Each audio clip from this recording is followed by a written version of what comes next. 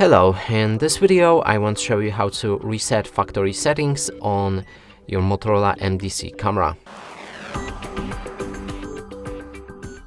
And to do this you will need to click on the left button right here. Now navigate using the up and down button. In the main settings, enter the bottom of the page, which is the 5th page, and here you can see the default settings. Make sure it has this golden outline and click on OK.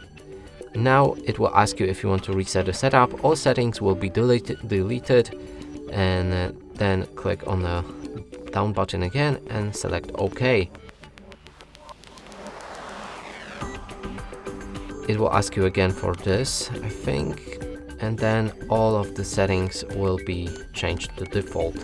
And that's it for this video. Hope you like it. Please consider subscribing to our channel, leave a like and a comment below.